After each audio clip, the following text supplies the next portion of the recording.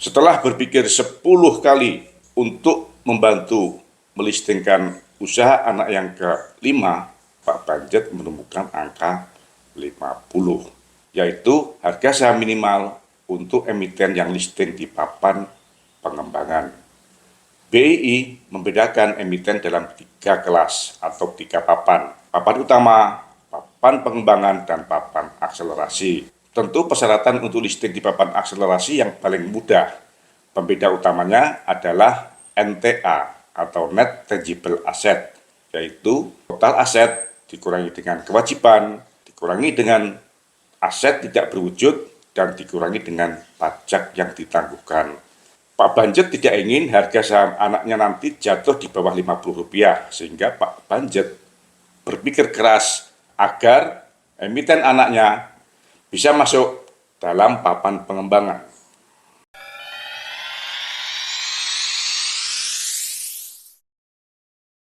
Selamat datang di Investor Level C. Kami coba sharing aspek fundamental agar teman-teman bisa tetap tidur tenang meskipun banyak badai di bursa. Tonton sampai habis ya. Semangat sehat teman-teman investor level C, investor yang fokus pada karakter pemegang saham meninggali.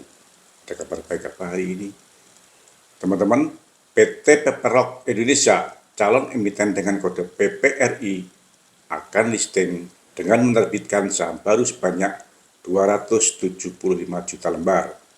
Nominal harga sahamnya Rp50, dengan harga penawaran umum antara Rp130 sampai dengan Rp150.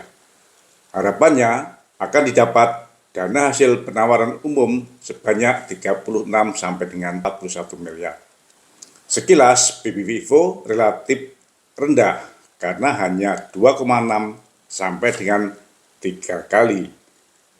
PPRI juga menerbitkan waran dengan rasio 5:3. Harga eksekusi waran di Rp200 dengan masa eksekusi mulai tanggal 4 Februari 2024 sampai dengan 7 Agustus 2024. Ini berarti harapannya dalam 6 bulan ke depan harga sahamnya telah naik dari harga penawaran umum Rp130 menjadi Rp200 atau 60%. 100% dana hasil IPO akan digunakan untuk modal kerja. Dana hasil waran juga akan digunakan sebagai modal kerja. Mantap kan? Apakah IPO PRRI cukup menarik? Yuk kita cermati pada laporan rugi dan labanya. Saya dapatkan keuntungan tahun 2022 naik 3,44 kali dibandingkan dengan pada tahun 2021. Namun, hal itu disebabkan oleh karena adanya revaluasi aset sebesar 6,24 miliar. Lalu, saya coba masuk ke neracanya. Dari sisi aset tetap, saya dapatkan nilai tanah pada awal tahun 2022 sebesar 5,09 miliar. Dan sepanjang tahun 2022 dilakukan revaluasi aset terhadap tanah tersebut sebesar 6,24 miliar. Sehingga pada akhir 2022 nilai tanahnya menjadi 11,33 miliar. Wow. Saya semakin jadi penasaran nih. Sehingga saya tracking kapan tanah tersebut dilakukan penilaian yang terakhir. Dan sesuai dengan prospektusnya, saya dapatkan ternyata tanah-tanah tersebut baru diperoleh pada tahun 2022 dan pada tahun 2023. Wow, parah kan? 2 ruko diperoleh sesuai dengan AJB pada tanggal 17 Oktober 2022. Bahkan 5 gudang diperoleh sesuai dengan AJB pada tanggal 20 Februari tahun 2023. Ini sangat parah banget. Masa belinya tahun 2023, tapi tahun 2022 telah untung. pasti ilmunya lebih banjet dibanding dengan Pak Banjet. Pada aktiva lainnya juga ada dua perubahan lagi yang cukup mencolok, yaitu yang pertama ada deposito baru sebesar 10,025 miliar yang bisa dipastikan merupakan aset yang tidak produktif karena bunganya hanya 3%. Yang kedua, ada uang jaminan kepada supplier sebesar 10 miliar. Padahal pada periode sebelumnya uang jaminan ini tidak ada dan suppliernya adalah pihak berelasi.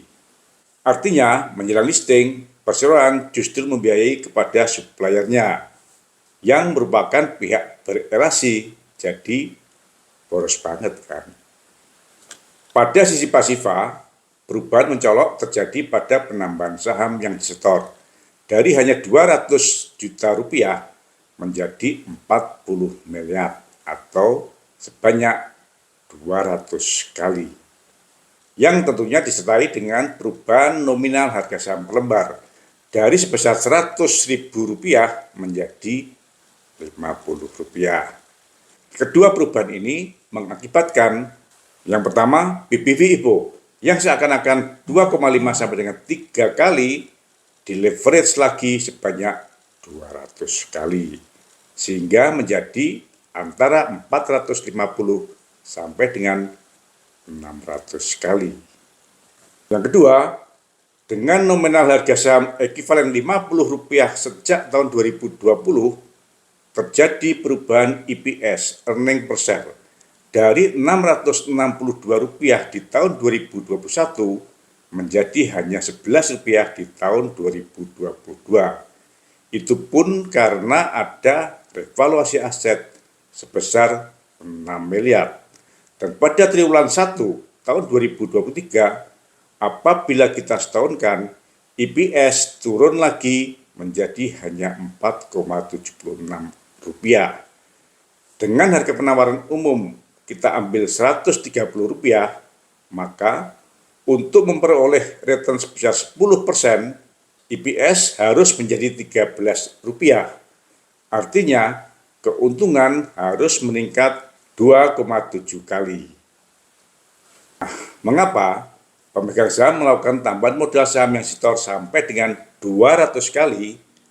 Pada September tahun 2022, saham yang disetor naik dari 200 juta menjadi 30 miliar.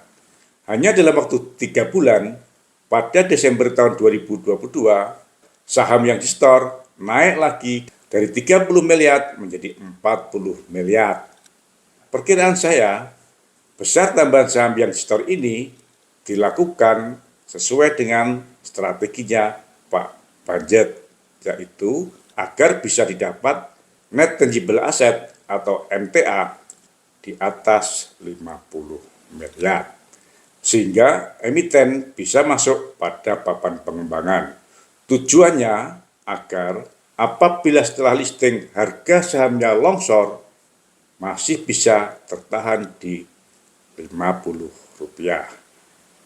NTA atau Net Tangible Asset merupakan total aset dikurangi dengan aset tidak berwujud, dikurangi dengan aset pajak tangguhan, dikurangi dengan total liabilitas, dan dikurangi lagi dengan kepentingan non-pengendali. Dan sesuai dengan laporan keuangan tahun 2022, kita dapatkan total aset sebesar 72,73 miliar. Aset pajak tangguhan 0,32 miliar. Total liabilitas 18,89 miliar. Sehingga NTA atau Net Tangible Assetnya sebesar 53,53 miliar. Sehingga perseroan telah memenuhi syarat untuk masuk dalam papan pengembangan. Namun, karena dari data aset di atas kita dapatkan bahwa rukonya dibeli pada Oktober 2022, gudang dibeli pada Februari 2023, sehingga seharusnya revaluasi aset sebesar 6,24 miliar adalah fiktif. dan harus dilakukan koreksi. Apabila revaluasi tersebut dibatalkan, maka PPRI harusnya masuk pada papan akselerasi karena NTA-nya masih di bawah 50 miliar. Teman-teman, jaga kesehatan dan kita tunggu bersama apakah akan ada koreksi terhadap prospektusnya. Semangat ya. Terima kasih telah menonton. Jangan lupa kasih komen agar channel Investor Level C dapat lebih berkualitas. Dan jangan lupa sharing agar teman-teman yang lainnya bisa mendapatkan manfaat dari channel Investor Level C. Terima kasih.